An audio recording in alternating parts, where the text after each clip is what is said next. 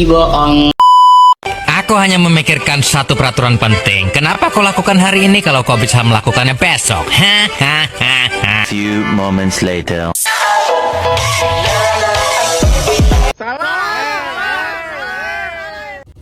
Oke, standby, kamera ready, sound ready, 3, 2, 1, action.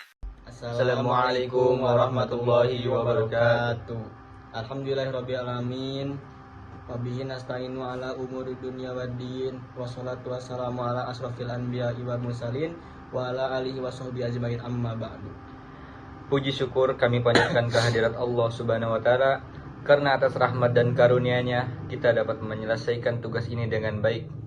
Kami juga ingin menyampaikan ucapan terima kasih yang sebesar-besarnya kepada dosen pemampu mata kuliah pengantar manajemen, yaitu Prof. Dr. Muhammad Anton At-Thailah MM, yang telah memberikan bimbingan, arahan, serta ilmu yang sangat berharga selama proses pembelajaran maupun dalam penyusunan tugas.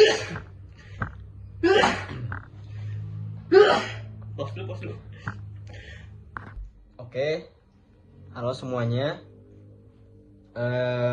Kami berdua di sini akan membahas secara singkat mengenai manajemen sumber daya manusia atau MSDM, atau singkatnya bisa MSDM, yang merupakan kunci penting dalam kesuksesan sebuah organisasi. Yuk kita mulai. Kenapa SDM itu penting? SDM itu ibarat mesin penggerak organisasi. Walaupun teknologi makin canggih, tetap aja yang bikin ide, yang mengelola, dan yang menjalankan semua sistem itu adalah manusia. Organisasi yang peduli sama SDM-nya, misalnya kasih pelatihan, lingkungan kerja yang positif, dan kesempatan karir, biasanya punya kinerja jauh lebih baik. Misalnya penjualan meningkat, karyawan betah, dan perusahaan makin maju. Selanjutnya. Dan selanjutnya MSDM strategis. MSDM nggak cuma ngurus rekrut doang ya, tapi juga harus strategis, yang artinya semua proses pengelolaan SDM harus mendukung misi dan tujuan perusahaan.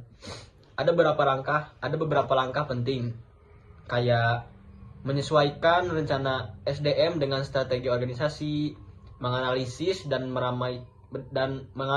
meramalkan kebutuhan tenaga kerja, menyusun deskripsi dan spesifikasi kerja.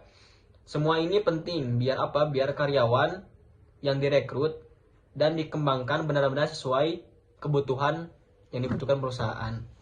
Betul. Menarik karyawan berkualitas. Langkah pertama yaitu tentu rekrutmen dan seleksi. Ya, bisa dari dalam, yaitu internal, atau luar perusahaan, yaitu eksternal.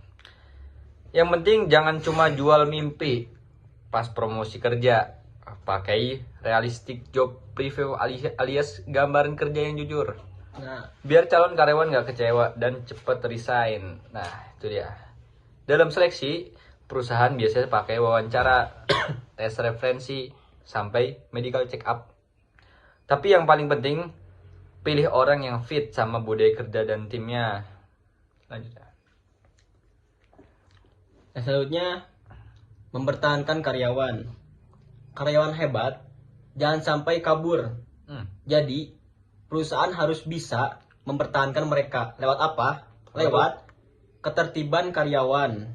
Selanjutnya, pengembangan karir yang jelas. Selanjutnya, keseimbangan hidup dan kerja, gaji dan tunjangan yang menarik. Karyawan yang merasa dihargai, punya waktu untuk keluarga, dan jelas arah karirnya, betul. Biasanya bakal loyal dan kerja maksimal. Jadi tidak akanlah dia kabur dari perusahaan. Mantap. Jadi itu cara mempertahankan karyawan yang bekerja keras. Menarik juga ya, Mas? Iya dong. Iya. Lanjut. Selanjutnya, isu penting di MSDM. Ada juga nih beberapa isu penting dalam MSDM. Misalnya, apa tuh? Keanekaragaman atau diversity. Penting banget nih, jangan diskriminatif. Keselamatan dan kesehatan kerja, hubungan industrial yang sehat, dan juga MSDM internasional kalau perusahaan punya cabang di luar negeri. Jadi, kesimpulannya adalah MSDM itu nggak cuma soal ngatur orang, tapi tentang bagaimana membangun dan menjaga tim yang hebat supaya organisasi terus berkembang.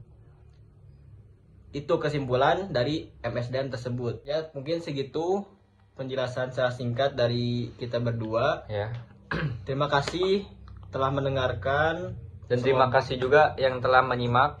Semoga bermanfaat bagi kalian semua dan bisa Amin. membuka wawasan secara luas kalian semua. Terima kasih, pamit undur diri. Wassalamualaikum Warahmatullahi wabarakatuh. See you next time.